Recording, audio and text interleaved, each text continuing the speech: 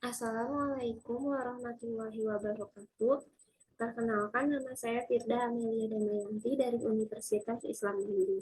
Di sini saya akan menjelaskan mengenai bagaimana cara swamedikasi yang tepat.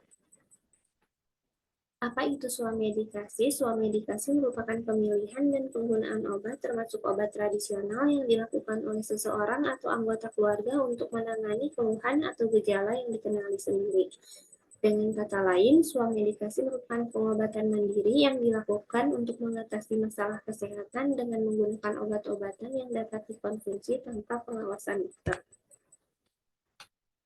Swamedikasi dilakukan untuk mengatasi penyakit ringan seperti demam, nyeri, batuk pilek, mah, diare, gatal, atau gangguan kulit lainnya.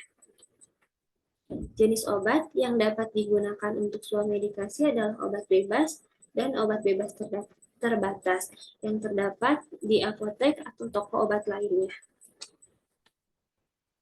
Hal-hal yang perlu diperhatikan sebelum swamedikasi yaitu dikenali kondisi tubuh dan gejala penyakit, ketahui obat-obat yang boleh digunakan, ketahui informasi obat pada kemasan seperti aturan pakai, expired date, perhatian dan peringatan kontraindikasi. Kemudian waspada efek samping dan interaksi obat, lalu ketahui cara pakai dan penyimpanan.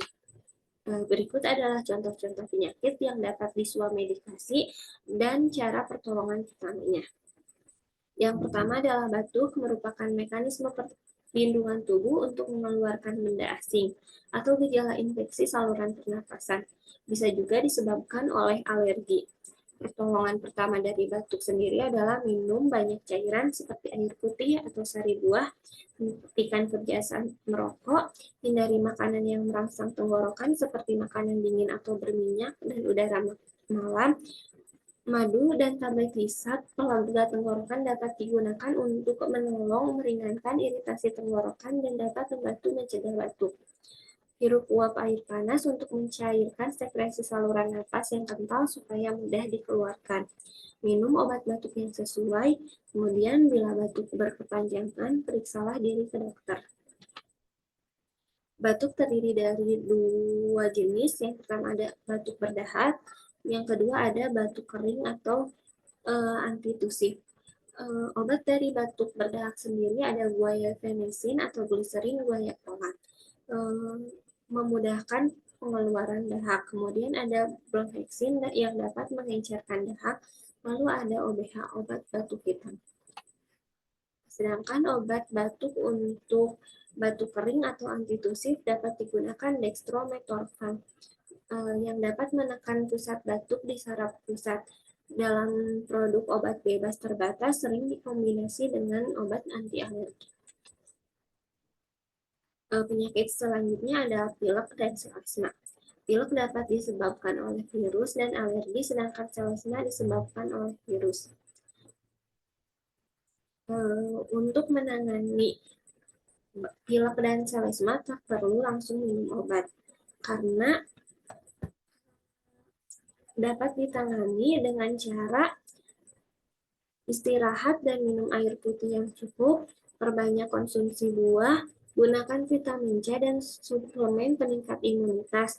Obat digunakan jika menangani gejala untuk menangani gejala jika diperlukan.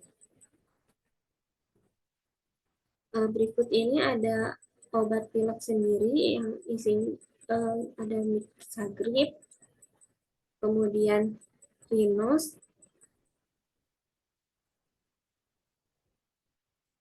yang lalu Alcoplus, di mana zat aktif di dalamnya yaitu efedrin atau pseudoephedrine. Lalu penyakit selanjutnya ada diare.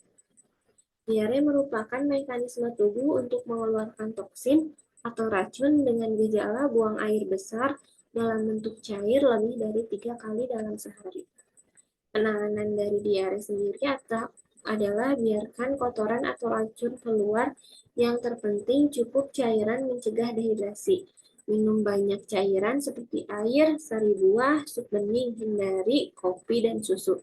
Hindari makanan padat atau makanan-makanan yang tidak berasa seperti bubur, roti, pisang selama 1-2 hari. Minum cairan dehidrasi oralit atau larutan gula garam. Obat untuk mengurangi diare jika perlu. Menjaga kebersihan makanan dan lingkungan. Bila diare berlanjut terjadi dehidrasi, kotoran berdarah, periksalah diri ke dokter.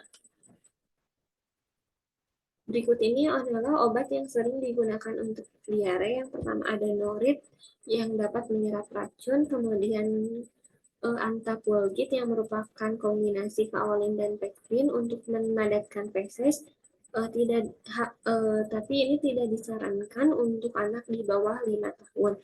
Kemudian ada probiotik yaitu lactobe dapat menyeimbangkan flora usus atau bakteri baik untuk melawan bakteri penyebab penyakit atau menormalkan fungsi pencernaan. Kemudian ada obat herbal biasanya dari ekstrak daun jambu biji.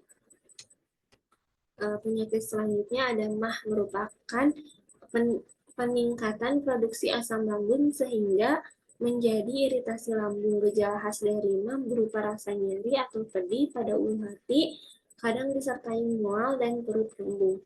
Penanganan MAH kurangi atau hentikan penyebabnya, asupan makanan sedikit-sedikit, MAH karena dispepsia, gangguan pencernaan bisa dibantu dengan yang mengandung enzim pencernaan atau obat herbal.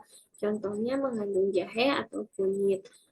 Kurangi dan hentikan penyebab seperti makanan yang pedas. Obat dari MAH sendiri biasanya roma atau magnesium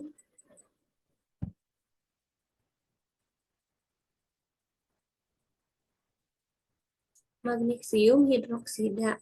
Konsumsinya tidak disarankan dikonsumsi terus-menerus dan gunakan setengah jam sebelum makan. Sekian yang dapat saya sampaikan. Terima kasih atas perhatiannya. Wassalamualaikum warahmatullahi wabarakatuh.